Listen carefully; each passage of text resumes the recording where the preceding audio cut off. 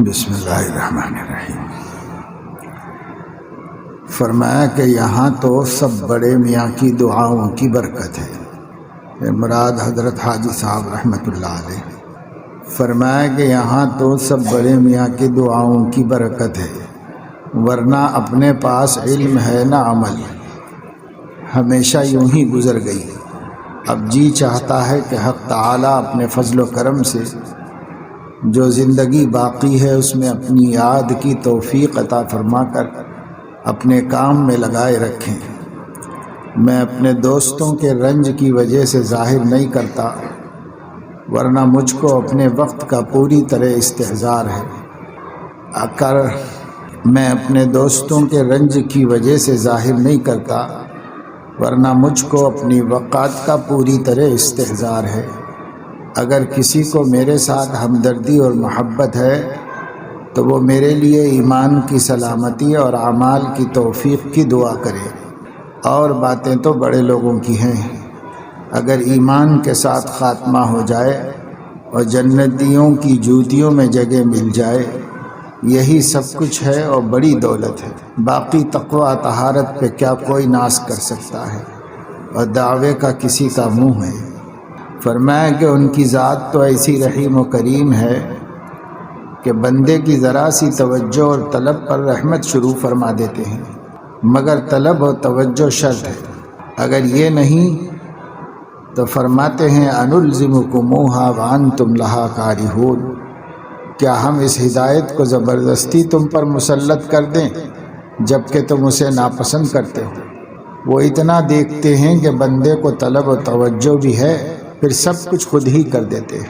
ایک سلسلے گفتگو میں فرمایا کہ انسان کی خاصیت ہے کہ دوسرے کی تنقیص کی کوشش کرتا ہے، اپنے معائب اور غلطیوں پر غور نہیں کرتا اور نہ ان پر نظر ہوتی ہے، اسی لیے اکثر رائے میں غلطی ہوتی ہے اور دوسرے کی رائے کو قبول نہیں کرتے۔ چنانچہ میں نے فلاں مدرسہ والوں کو مشورہ دیا تھا کہ ایک دم سب کے سب مدرسے کو چھوڑ دیں، یعنی مدرسے کا کام چھوڑ دیں کہ جس کا جی چاہے کام کرے۔ اگر اس وقت مدرسے والے اس مشورے پر عمل کر لیتے اور مدرسے کو چھوڑ دیتے تو یہ سارے فتنے دب جاتے، ایک دم شور و شغب بند ہو جاتا، اور پھر یہی مخالف لوگ مدرسہ والوں کی خوشامد کرتے کہ تم ہی سب کچھ ہو اور تم ہی مدرسہ اپنے انتظام میں رکھو۔ مگر اب اہل مدرسہ کے نہ چھوڑنے سے دوسروں کو بھی ضد ہو گئی، اور جب انسان ضد و ہٹ پر اتر آتا ہے پھر حق ناحق کچھ نظر میں نہیں رہتا۔ میں اسی واسطے ہمیشہ اپنے دوستوں کو مشورہ دیا کرتا ہوں کہ تم کبھی کسی الجھن میں مت پڑو، جہاں الجھن دیکھو ایک دم اس کام کو چھوڑ کر الگ ہو جاؤ۔ انسان ہے، نفس ہے، نفسانیت آ ہی جاتی ہے۔ اصل مقصود تو دین کی خدمت ہے، یہاں پر نہیں کہیں اور صحیح، یہ کام نہ صحیح اور کوئی دین کا کام صحیح، ایک کام کو ہی کیوں مقصود سمجھا جائے؟ اور مقصود تو دین کے ہر کام سے رضا حق اور قرب حق ہے، وہ جس سے بھی حاصل ہو جاوے۔ نہ صحیح مدرسہ گھر پر بیٹھ کر ایک دو طالب علم ہی کو سبق پڑھا دیا، یہ بھی تو وہی کام ہے۔ مدرسہ نہیں مدرسی، مدرسی یعنی چھوٹا سا مدرسہ ہی صحیح رہا کثرت درس، سنیت بہت سے اسباق پڑھانے کی رکھو، لیجئے مدرسے ہی کا ثواب نامہ اعمال میں لکھا جائے گا، کام کم اور ثواب زیادہ۔ نقصان کیا ہوا؟ خواہ مخواہ جھگڑے کرتے پھرتے ہیں، اور ان قصوں اور جھگڑوں سے ایک بہت بڑی چیز برباد ہوتی ہے جس کی ہمیشہ اہل اللہ اور خاصان حق سلف صالحین نے حفاظت کی ہے، اور وہ چیز ہے یکسوئی۔ اگر یہ یکسوئی اپنے پاس ہے تو پھر چاہے اپنے پاس ایک سوئی بھی نہ ہو، مگر اس کی یہ حالت ہوگی جسے فرماتے ہیں اے دل آنکھ بہ کے خراب از میں گلگوں باشی، بے زرو گنجو بصد حشمت قاروں باشی۔ اور معترضین جو اپنے کو مصلحین کہتے ہیں مدرسے کی اصلاح کے لیے چلے تھے، مگر طریق کار وہ اختیار کیا کہ مدرسہ بے بنیاد ہی سے اکھڑ جائے۔ میں مدرسے والوں کو فرشتہ نہیں سمجھتا، میں نے مولوی حبیب الرحمن صاحب سے صاف کہہ دیا تھا کہ میں آپ کو فرشتہ نہیں سمجھتا، کہ آپ سے کسی غلطی کا امکان ہی نہیں، بعض چیزوں میں مجھ کو بھی آپ سے اختلاف ہے اور وہ چیزیں قابل اصلاح ہیں، مگر ان لوگوں نے جو اصلاح کے نام سے طریقہ کار اختیار کیا یہ بھی برا ہے۔ میں دوسرا طریقہ اختیار کرتا کہ کام کرنے والوں کو ادب سے محبت سے رائے دیتا، کیونکہ مجھ کو مدرسے کے ساتھ ہمدردی ہے، مدرسے کی ذات سے خیر خواہی ہے، اس لیے کہ میرے بزرگوں کی بنیاد ڈالی ہوئی ہے، اس لیے جس کی ذات سے بھی مدرسے کو نقصان پہنچے گا اس سے ضرور قلب میں رنج ہوگا اور ضرور اس سے شکایت پیدا ہوگی۔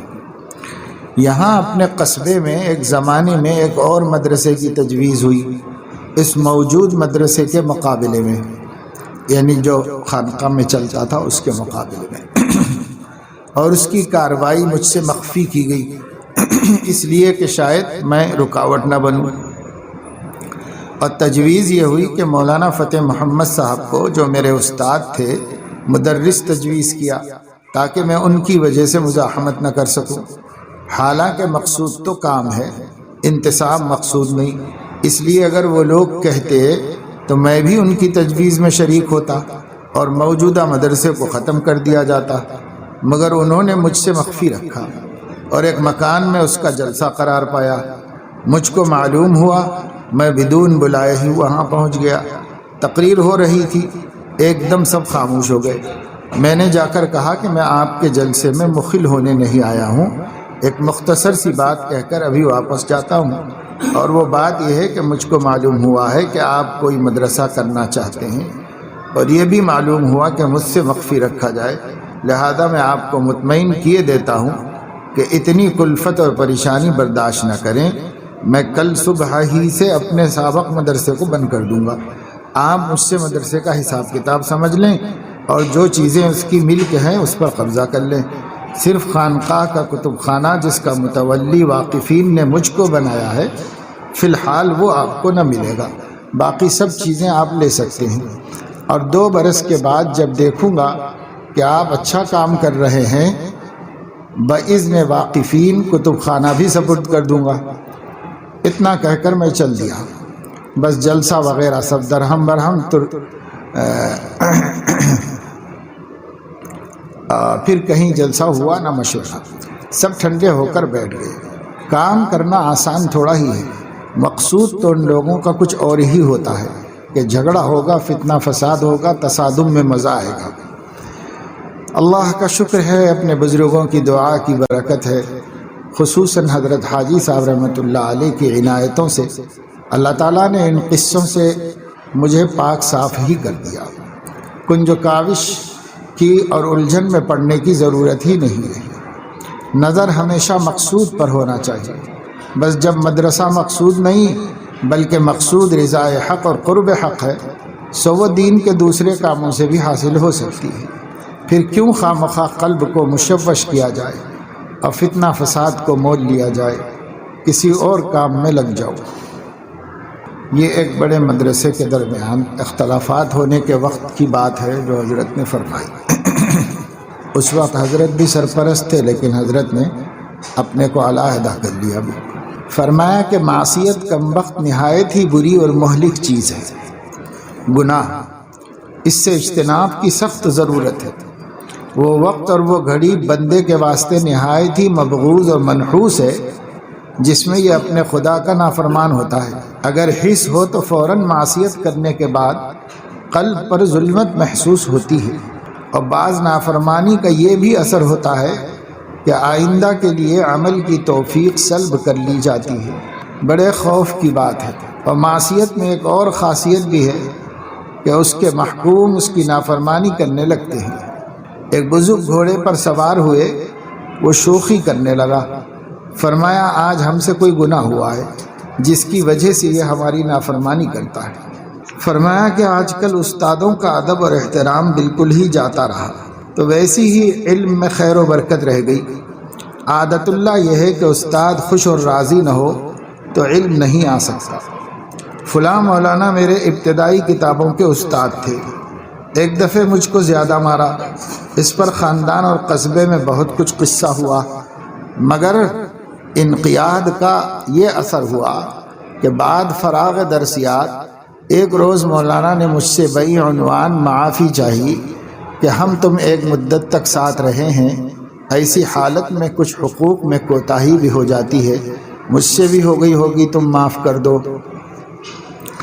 میں نے عرض کیا کہ میں سمجھ گیا، جس چیز کی آپ معافی چاہتے ہیں وہ میں سمجھ گیا، مگر وہ معافی کی چیز ہے، وہ تو ایک دولت تھی اور رحمت تھی، اسی کی بدولت تو آج 2 حرف نصیب ہو گئے۔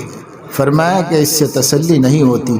میں نے عرض کیا کہ حضرت حکم فرماتے ہیں، اس وجہ سے میں عرض کرتا ہوں کہ سب معاف ہے، الامر فوق الادب۔ مولانا کی یہ حالت تھی کہ انکسار اور سادگی اور بزرگی کی یہ حالت تھی، یہ ہے شان عبدیت۔ پہلے استادوں کا شاگردوں کے ساتھ یہ معاملہ تھا، اب شاگردوں کا بھی استادوں کے ساتھ یہ معاملہ نہیں، پھر کہاں علم اور کہاں برکت۔ میں مولانا کی برکت کے متعلق کہا کرتا ہوں کہ سب سے بڑی دولت امتی کے واسطے یہ ہے کہ قلب میں دین کی محبت ہو، عظمت ہو، چاہے عمل میں کوتاہی ہو۔ سو یہ دولت مجھ کو مولانا کی صحبت کی برکت سے نصیب ہوئی، اس لیے کہ بچپن میں تعلیم شروع انہی سے ہوئی۔ شروع ہی میں اس کی ضرورت ہے کہ استاد بھی صاحب محبت خداوندی ہوں، تاکہ شاگردوں کو جذبات و خیالات پر ان کا اثر ہو اور شروع ہی سے صحیح تربیت اور اصلاح ہو۔ پھر فرمایا کہ دین کی محبت اور اپنے بزرگوں کی محبت کے علاوہ اور میرے پاس ہے ہی کیا۔ ایک سلسلہ گفتگو میں فرمایا کہ کثرت مباحات میں بھی زیادہ انہماک کرنے سے قلب پر قدورت کا اثر ہوتا ہے، یعنی جائز چیزوں میں بھی زیادہ انہماک نہ ہو۔ مثلا ہنسنا ہے، اس کی کثرت قلب کو پژمردہ بنا دیتی ہے، جیسے ذکر اللہ سے قلب کو طمانیت اور نورانیت حاصل ہوتی ہے۔ جس نے تھوڑا سا بھی خلوت کا ذائقہ چکھ لیا ہوگا وہ اس کو محسوس کرے گا، اس کا اثر اس کو ایسا معلوم ہوگا کہ ایک پہاڑ جیسی چیز قلب کے سامنے اڑی ہوئی ہے اور بدون استغفار یہ کیفیت نہ بدلے گی۔ مگر ان باتوں کے احساس کے لیے ضرورت ہے کہ کچھ خلوت میسر آ چکی ہو، ذکر اللہ میں مشغول رہ چکا ہو، بدون اس کے پتہ چلنا مشکل ہے۔ ایسی حالت سے بچنے کی خاص سعی اور کوشش کرتے رہنا چاہیے۔ تمام ہی بزرگان دین نے تھوڑا وقت ذکر اللہ کے لیے فارغ کرنے اور توجہ اور انہماک کے ساتھ یاد خدا میں مشغول رہنے کی بڑی برکت اور بہت طاقت بتائی ہے۔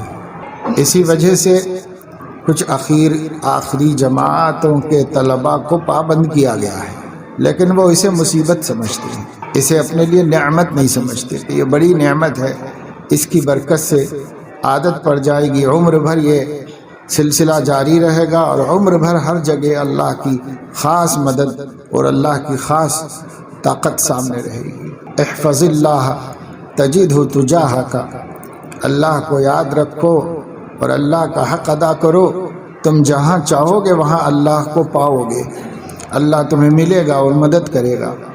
سب بزرگوں کا اس پر اجماع ہے، اصرار ہے کہ تھوڑا وقت 24 گھنٹے کے مصروفیات کے اندر ذکر اللہ کے لیے فارغ ہونا چاہیے، اس میں یکسوئی سے دھیان سے اللہ کو توجہ دے کر سوتے ہوئے نہیں بلکہ اللہ تعالیٰ کی طرف متوجہ ہو کر تھوڑا ذکر کر لیا جائے کہ تھوڑا سا ذکر ہوتا ہے اور اس کی طاقت بہت زیادہ ہوتی ہے۔ نفس سے مقابلے کے لیے، شیطان سے مقابلے کے لیے، حالات سے مقابلے کے لیے ایک اندرونی طاقت کی ضرورت ہوتی ہے، جس کو اقبال مرحوم نے کہا ہے، کچھ ہاتھ نہیں آتا بے آہ سحرگاہی، کچھ بھی نہیں ملتا اللہ سے لو لگائے بغیر۔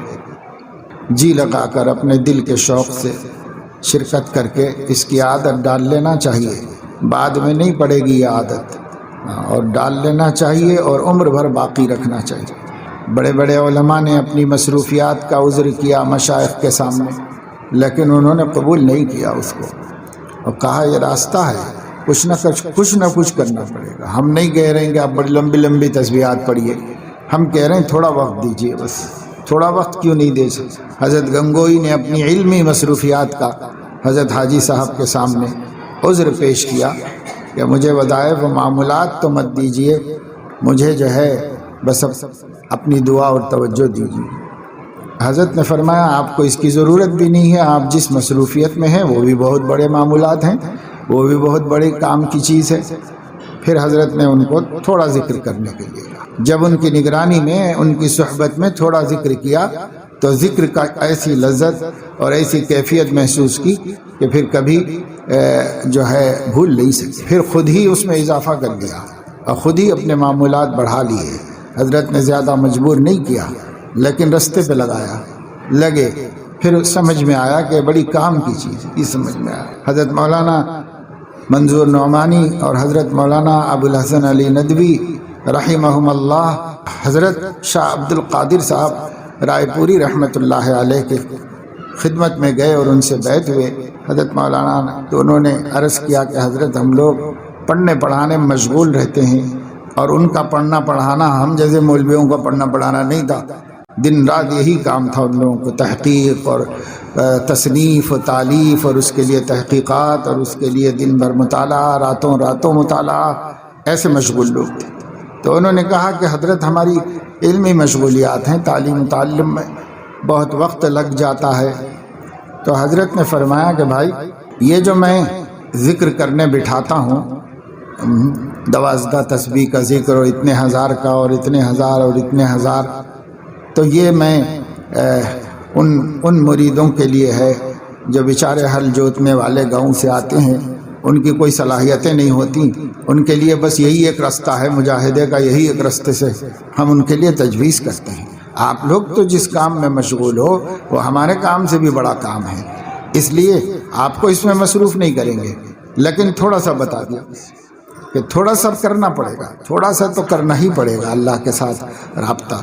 لیکن پھر اس تھوڑے سے کے بعد ان لوگوں کو سمجھ میں آیا کہ ذکر کی حقیقت کیا ہے۔ اس حضرت مولانا لطیف الرحمن بہرائچی دامت برکاتہم مہاجر مکی یہاں تشریف لائے تو مہمان خانے میں قیام تھا، تو اس وقت بھی یہ فرمائے کہ بھائی پڑھنا پڑھانا تو ہوتا ہے، مدرسے میں ذکر کی مجلس بھی ہوتی ہے کہ نہیں ہوتی ہے؟ تم نے کہا حضرت ہوتی ہے فجر کے بعد تھوڑی دیر، تو فرمایا کہ ہونا چاہیے، اس کے بغیر سب ہیج ہے اس کے بغیر۔ حالانکہ وہ بڑے محقق اس دور کے عظیم محدث ہیں، تو سمجھ میں نہیں آتی طالب علموں کو بات کہ بھئی یہ کام کی چیز ہے، ایک نفع کی چیز ہے، کوئی آپ لوگ یہاں قیدی تھوڑے ہی ہیں کہ آپ لوگوں کے اوپر جو ہے مشقتیں ڈالی جا رہی ہیں اور مجاہدے کروائے جا رہے ہیں۔ کیا ہے تھوڑی دیر اپنے دل کی خوشی سے بغیر کسی کی توجہ دلائے کہ بھئی مجلس ذکر سے زیادہ پسندیدہ ایک مومن کے لیے کوئی مجلس نہیں ہونی چاہیے۔ جانا اور بیٹھنا اور پڑھنا، اور مولانا نگرانی کیوں کریں، اور کرتے بھی ہیں باقاعدہ کر کے، اور دیکھتے بھی ہیں، اور سونے والوں کو جگاتے بھی ہیں، پھر بھی مولانا یہ کہتے ہیں کہ بھائی اب میں کیا کروں، سونا ہی سونا ہے بس۔ نہیں، صرف ایک مجبوری ہے کہ گیٹ بند رہتا ہے، یہاں آنا پڑتا ہے، بس اتنی مجبوری۔ ایسے ذکر سے کیا فائدہ ہے؟ کیا اللہ خوش ہوگا اس سے بھائی؟ اور چھوٹے بچے تو نہیں ہو، ماشاءاللہ کسی کا کوئی عالم بن چکا ہے، کسی کا 1 سال باقی ہے، کسی کے چند مہینے باقی ہیں، کسی کے 2 سال باقی ہیں۔ اب ان لوگوں کو بھی نفع نقصان سمجھ میں نہ آوے دین کی نسبت سے، تو پھر آپ لوگ بعد میں کیا سمجھو گے؟ اب بھی اپنا نفع نہیں سمجھتے، نقصان نہیں سمجھتے، اور اس عمر میں پہنچ کر بھی کوئی ذوق شوق اللہ کے ذکر کا نہیں پیدا ہوتا تو کیا فائدہ ہے؟ تھوڑا ذکر ہونا چاہیے، اور بہت تھوڑا ہے جو آپ لوگوں کو پابند کیا گیا ہے، مگر ان باتوں کے احساس کے لیے ضرورت ہے کہ کچھ خلوت میسر آ چکی ہو، ذکر اللہ میں مشغول رہ چکا ہو، بدون اس کے پتہ چلنا مشکل ہے، یعنی اپنے گناہوں کا احساس ہونا اور اس کا پتہ چلنا مشکل ہے۔ ایسی حالت سے بچنے کی خاص سعی اور کوشش کرتے رہنا چاہیے۔ تفاخر یعنی باہم فخر اور ایک دوسرے سے زیادہ بڑے ہونے کا جذبہ ہر طبقے میں ہو گیا ہے، اس سے اللہ ماشاء اللہ کوئی شخص اس زمانے میں بچا ہوگا، ورنہ قریب سب کو اس بلا میں ابتلا ہے۔ اب تو تفاخر کی یہ حالت ہے کہ صرف دنیا ہی کے کاموں میں تفاخر نہیں بلکہ دین کے کاموں میں بھی تفاخر کی نیت ہو گئی ہے۔ اس ہی لیے ضرورت ہے کہ کسی کامل کی صحبت میں رہے، بدون شیخ کامل کی صحبت کے اور اس کی جوتیاں سیدھے کیے ہوئے اصلاح مشکل ہے، اور نری صحبت سے بھی کچھ نہ ہوگا جب تک کہ اس کی تعلیم پر عمل نہ ہوگا، اور اپنا کچا چٹھا اس کے سامنے کھول کر نہ رکھ دو گے کچھ نہ ہوگا۔ اسی کو مولانا رومی رحمۃ اللہ علیہ فرماتے ہیں، قال راب گزار مرد حال شو، پیشے مرد کامل پامال شو۔ باتیں چھوڑو، صاحب عمل بنو، اور کسی کامل کے سامنے اپنے کو پامال کو یعنی اپنی رائے کو فنا کرو۔ پامال ظاہری طور پہ تو ہوتے نہیں، اور اللہ کے نیک بندے کسی کو ذلیل بھی نہیں کرتے۔ بس پامال ہونے کا مطلب یہ ہے کہ اپنی رائے فنا کرو۔ ایک سلسلہ گفتگو میں فرمایا کہ آج کل حب دنیا اکثر مشائخ اور علماء تک میں پائی جاتی ہے، اور یہ چیز بحمد اللہ اپنے بزرگوں میں بالکل نہ تھی۔ مکہ معظمہ میں ایک ترکی شیخ تھے خلیل پاشا، انہوں نے مجھ سے کہا کہ میں نے سب جگہ کے علماء کو دیکھا مگر جیسے ہندوستان کے علماء ہیں اور کہیں کے علماء نہیں۔ میں نے پوچھا کہ آپ نے ان میں کیا بات دیکھی؟ انہوں نے ایک عجیب بات کہی کہ ہندوستان کے علماء میں حب دنیا میں نے نہیں دیکھی، اور یہ بات الحمدللہ ہے بھی کہ ان کے اکثر میں حب دنیا نہیں، اللہ کا شکر ہے۔ پھر میں نے یہ بھی پوچھا خلیل پاشا سے کہ آپ ہندوستان کے کن علماء سے ملے ہیں؟ انہوں نے کہا کہ حضرت مولانا محمد قاسم نانوتوی اور مولانا رشید احمد گنگوہی سے ملاقات کیا ہوں۔ میں نے دل میں کہا کہ یہی وجہ ہے کہ ہندوستان کے علماء کے معتقد ہوئے۔ حضرت گنگوہی رحمۃ اللہ علیہ کے ہاں خانقاہ میں تعلیم بھی ہوتی تھی، مدرسہ چلتا تھا، خانقاہ تھانہ بون میں بھی چلتا تھا اور خانقاہ گنگوہ میں بھی چلتا تھا۔ پورا بخاری تک تعلیم، حدیث شریف کے درس سب ہوتے تھے، اور بہت لوگ حضرت کے ہاں فارغ ہوئے۔ اخیر عمر میں حضرت کی بینائی بہت کمزور ہو گئی تھی، تو حضرت نے پڑھانا چھوڑ دیا تھا، اور وہ مدرسہ چلتا تو تھا حضرت ہی کی وجہ سے۔ حضرت نے طلباء سے کہا بھئی کہیں بھی پڑھ لو، اب میں اس لائق نہیں کہ پڑھاؤں۔ بعض لوگ جو طلباء کے لیے کچھ رقومات بھیجتے رہتے تھے، منی آرڈر کرتے تھے اور تعاون بھیجتے رہتے تھے کہ یہاں کئی طلباء رہتے ہیں، پڑھتے ہیں، دن رات پڑھنے میں مشغول، ان کے کھانے پانی ضروریات کے لیے حضرت کو بھیجتے تھے، اور حضرت قبول بھی کرتے تھے کہ وہ ایک ضرورت تھی وہاں۔ تو جب پڑھانا بند کر دیا حضرت نے عذر کی وجہ سے، تو جو منی آرڈر آتا اس پر یہ لکھا کہ واپس کر دیتے کہ اب یہاں پر مدرسہ نہیں چل رہا ہے، یہ کہہ کر واپس کر دیتے تھے سب۔ تو بعض لوگوں نے کہا کہ حضرت وہ لوگ تو آپ کے لیے بھیجتے ہیں اور آپ ہی کو بھیجتے ہیں، تو کسی دوسرے کام میں یہاں خانقاہ کی ضرورت میں کسی میں استعمال کر لی جا سکتی ہے، وہ تو بھیجنے والے آپ کے معتقد ہیں، آپ کو بھیجتے ہیں۔ تو حضرت نے فرمایا کہ اس میں اشتباہ ہے اور یہ درست نہیں ہے، واپس کر دو، بس ختم۔ یوں واپس کر دیا کرتے تھے۔ تھانہ بھون میں جو منی آرڈر لاتا تھا غیر مسلم تھا، ہندو تھا، وہ کہتا تھا کہ سب جگہ دیکھتا ہوں کہ لوگ منی آرڈر کا پیسے آنے کا انتظار کرتے رہتے، اور یہ بڑے میاں کے ہاں دیکھتا ہوں واپس کرتے رہتے ہیں، جس کے آتی ہے اسے واپس کرو، یہ کیا بے اصولی ہے، یہ واپس کرو، یہ کیا ہے، یہ واپس کرو، بس واپس کرتے رہتے ہیں یہ بڑے میاں۔ کیا مطلب؟ بھائی اللہ کا خوف ہے، خشیت ہے، اور جو چیز بھی ہے سب سے زیادہ اللہ کے ہاں حساب مالیات کا ہے۔ آج کہہ رہے ہیں کہ بھائی سرکار مالیات سرکار کے ڈر سے مالیات درست کر لو۔ ہو سکتا ہے، میں تو بعض جگہ اہل علم کی مجلسوں میں یہ کہا ہوں کہ ہو سکتا ہے اللہ تعالیٰ ان لوگوں کو مسلط کر کے ہم ہی لوگوں کو درست کرنا چاہتے ہوں گے کہ مالیات کے معاملے میں خوف خدا پیدا ہو جائے اور پھر سب ٹھیک ٹھاک کر لیں تاکہ اللہ کے سامنے جواب دینا نہ پڑے۔ تو اللہ کروا رہے ہوں گے اپنے کرم سے، بہرحال ہونا چاہیے۔ تو ان سب چیزوں میں ہمارے بڑے بہت محتاط تھے، یہی سب ہمیشہ دارالعلوم دیوبند میں بھی نظم و نسق بہت اعلیٰ درجے کا ہوتا ہے۔ اتنا بڑا دارالعلوم ہے اور 30-35 کروڑ روپے کا خرچہ ہے، لیکن ایک بلب بھی کہیں منظور ہوئے بغیر نہیں لگتا۔ بلب لگانے کے لیے بھی منظوری لینی پڑتی ہے کہ یہ بلب یہاں پر نہیں ہے۔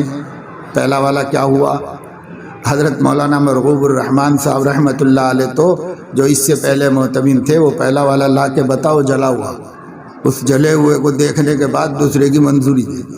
وہ حضرات نے اپنے بڑوں کی روش قائم رکھی ہے اور کوشش یہی کرنا چاہیے ہر کسی کو۔ شیخ رحمۃ اللہ علیہ نے فرمایا، حضرت مولانا زکریا نور اللہ مرقدہ نے، میں اپنے لوگوں کو خصوصاً اور تمام علماء کو عموماً وصیت کرتا ہوں کہ کسی بھی ادارے کے مالیات اپنے ذمے مت لو، اور اگر ضرورتاً لینا پڑے تو معاملہ ایسا رکھو کہ کل قیامت میں ہمیں مدرسے سے کچھ ملنا باقی ہو لیکن مدرسے کو ہم کوئی دینا باقی نہ رہے۔ ایسا معاملہ رکھو، اگر لینا ہی پڑے، مدرسہ ہی نہیں، کوئی بھی انجمن، جماعت، تنظیم، جس کے پاس بھی پیسہ ہوتا ہے قوم کا، سب کے لیے حضرت نے یہ وصیت فرمائی۔ یہ وصیت اسی لیے فرمائی کہ اپنے لوگوں سے محبت ہے اہل اللہ کو، اور اس محبت کی وجہ سے وہ اچھی بات بتا دیتے ہیں۔ ایک صاحب کے سوال کے جواب میں فرمایا کہ مجھ کو تو تعویذ گنڈوں سے طبعی انقباض ہے، مگر حضرت حاجی صاحب رحمۃ اللہ علیہ نے فرمایا تھا کہ کوئی آئے تو اللہ کا نام لکھ کر دے دیا کرو۔ میں نے عرض کیا کہ حضرت میں تو کچھ جانتا ہی نہیں۔ فرمایا کہ جو جی میں آیا کرے وہی لکھ دیا کرو۔ اکثر ایسا ہی کرتا ہوں، قرآن کی کوئی آیت یا کوئی حدیث جو جی میں آتی ہے اس وقت لکھ دیتا ہوں۔ حضرت حاجی صاحب رحمۃ اللہ علیہ بھی عامل نہیں تھے، مگر آپ کا اثر جنوں پر بھی تھا۔ ایک جگہ ایک معروف جن اللہ بخش گنگوہی کا اثر تھا، وہاں گھر والا حضرت حاجی صاحب رحمۃ اللہ علیہ کو لے گیا۔ اللہ بخش نے حضرت سے عرض کیا کہ حضرت آپ نے کیوں تکلیف فرمائی؟ اگر صرف کہلا کر بھیج دیتے تو میں نافرمانی نہ کرتا۔ ایسا ہی ایک اور واقعہ سہارنپور کا ہے کہ حضرت حاجی صاحب رحمۃ اللہ علیہ کو لوگوں نے ایک مکان میں ٹھہرا دیا، اس میں جن کا بہت قوی اثر تھا۔ حضرت کے ہمراہ حافظ محمد زاون صاحب بھی تھے۔ وہ جن اخیر شب میں حضرت کی خدمت میں حاضر ہوا اور اعتقاد کا اظہار کیا، اور اسی سے معلوم ہوا کہ اس جن کے خوف سے وہ مکان چھوڑ دیا گیا تھا۔ حضرت نے اس کو نصیحت فرمائی، اس نے توبہ کی۔ پھر حضرت نے حافظ صاحب سے ملنے کا مشورہ دیا۔ اس نے کہا کہ آپ کے تو اخلاق سے جرت ہوگی، مگر حافظ زاون صاحب کے جلال ہیبت سے ان سے ملنے کی ہمت نہیں ہوتی مجھے۔ سو ایسی برکات کے واقعات تو اپنے بزرگوں کے بہت ہیں، مگر عملیات وغیرہ سے کسی جن یا انسان کو مغلوب نہیں فرماتے تھے، یعنی عملیات کا شغل نہ تھا، اپنے ذات کی تقویٰ کا اثر تھا، پرہیزگاری کا بس۔ ایک مرتبہ میں نے حضرت مولانا محمد یعقوب صاحب رحمۃ اللہ علیہ سے عرض کیا کہ حضرت کوئی ایسا عمل بھی ہے جس سے جن مسخر یعنی قابو میں ہو جائیں؟ تو فرمایا کہ ہے تو صحیح، مگر ایک بات پوچھتا ہوں کہ تم بندہ بننے کے پیدا ہوئے ہو یا خدا بننے کے لیے؟ خدا کو معلوم کس دل سے یہ الفاظ حضرت نے فرمائے تھے، سال ہا سال کا شوق 1 منٹ میں ختم ہو گیا، بلکہ خود اس فن سے ایک درجہ انقباض کا قلب میں پیدا ہو گیا۔ اسی لیے میں کہا کرتا ہوں کہ اللہ والوں کی صحبت اختیار کرو، ان کی صحبت کیمیا اثر رکھتی تھی، خاک کو کندن بنا دیتی ہے۔ افسوس صحبت کے برکات لوگوں کو معلوم نہیں ہے، اسی وجہ سے آج کل لوگوں کو وحشت ہے، حالانکہ بدون صحبت کے فضول اور عبث سے نجات ملنا صرف دشوار ہی نہیں عادتاً محال ہے۔ حضرت مولانا فضل الرحمان صاحب گنج مراد آبادی رحمۃ اللہ علیہ کی خدمت میں ایک شخص حاضر ہوئے جن کا یہ اعتقاد تھا کہ مولانا عامل ہیں۔ مولانا کا کشف بڑھا ہوا تھا۔ فرمایا کہ نعوذ باللہ، استغفر اللہ، کیا یہ سمجھتے ہو کہ ہم عامل ہو؟ ارے کچھ خبر بھی ہے کہ عملیات سے نسبت باطنی سلب ہو جاتی ہے۔ یہ مسئلہ مولانا کے ارشاد سے معلوم ہوا۔ سبحان اللہ، یہ حضرات کیسے حکیم تھے۔ پھر خود حضرت تھانوی رحمۃ اللہ علیہ کا بھی یہی مقام تھا۔ انہوں نے بھی ایک دیہاتی لوگوں کے اصرار کرنے پر کہ جن نہیں اتر رہا ہے اور بہت ستا رہا ہے، اپنا نام شہامت بتاتا ہے، جاتا نہیں ہے، بچی پر ستا، تو حضرت نے دیکھا کہ یہ لوگ مانتے ہی نہیں ہیں، تو قلم اٹھایا اور ایک خط لکھ دیا اس کے نام پہ، اور فرمایا کہ بھائی اگر تم مومن ہو تو اہل ایمان کو کسی کو اذیت دینے کی کوئی گنجائش نہیں ہے، اور اگر تم کافر ہو تب بھی کسی کو تکلیف دینا انسانیت میں نہیں ہے، آپ اس کو چھوڑ دو اور اس کو تکلیف مت دو، ورنہ پھر ہم اپنی طاقت سے تم کو ختم کر دیں گے۔ یہ لکھ کر کے حضرت نے ان کو دیا تو پھر یہ فرمایا کہ جب وہ جن اس پر طاری ہو جائے تب دے دینا، جس کو حاضری کہتے ہیں، تب دے دینا اس کے ہاتھ میں۔ تب ان لوگوں نے وہ خط دے دیا، پورا پڑھا اس نے۔ پورا پڑھنے کے بعد کہا کہ آدمی اتنے طاقتور تو نہیں ہے کہ میرا مقابلہ کر سکیں، لیکن ایسے بھی نہیں ہے کہ ان کی نافرمانی کی جائے، اس لیے میں اب جاتا ہوں۔ پھر چلا گیا تو کبھی نہیں آیا۔ تو دیکھو اس نے بتایا بھی یہ کوئی عامل نہیں ہے، مجھے نہیں دبا سکتی، یہ بھی معلوم تھا اس کو، لیکن یہ بھی بتا دیا کہ اپنے تقوی اور پرہیزگاری کی وجہ سے ایسے بھی نہیں ہے کہ نافرمانی کی جائے، اچھے لوگوں کی بات مان لینا چاہیے، اس لیے میں مان لیتا ہوں، چلے جاتا ہوں۔ چلے گئے، کام ہو گیا۔ یہ سب چیزیں پاس نہیں کی۔ حضرت نے جتنی بھی اپنے شیخ کے حکم سے تعویذ وغیرہ دے دیا کرتے تھے، کچھ بھی نہیں تھا۔ جو قرآن کی آیت یاد آتی یا کوئی حدیث سے مناسب بات ذہن میں آتی، بس وہ لکھ کے دے دیا کرتے تھے حضرت اس کو۔ اور حضرت فرماتے ہیں کہ ایک دفعہ ایک عورت آئی دیہات سے اور کہنے لگی کہ میں نے سنا ہے کہ سیدھی مانگ نکالنا سنت ہے، لیکن میں کتنا نکالتی ہوں ٹیڑھی ہی نکلتی ہے، تو کوئی تعویذ دے دو۔ تو حضرت نے سوچا کہ اس کی کیا تعویذ دے دوں کہ اس کی مانگ سیدھی نکلے، لیکن پھر فرمایا کہ دیہاتی عورت کو کیا بتا سکتا تھا میں نے اس سے کہا کہ دیکھو جب بھی تم کنگھی کرو اہدنا الصراط المستقیم کہہ کر لیا کرو۔ تو پھر وہ کچھ دنوں کے بعد آئی اور شکریہ ادا کیا کہ اب میری مانگ سیدھی نکل جاتی ہے۔ نہیں، تو یہ تو ایک قرآن ہی کی برکت ہو گئی، اور دوسرے یہ کہ اللہ کے نیک بندوں کی زبان سے ایک بات نکلی، اللہ نے اس میں تاثیر رکھی۔ اب باقی یہ جو دکانیں کھول کے بیٹھے ہوئے ہیں، الامان الحفیظ، سبحانک اللہم و بحمدک اشہد ان لا الہ الا انت استغفرک و اتوب الیک۔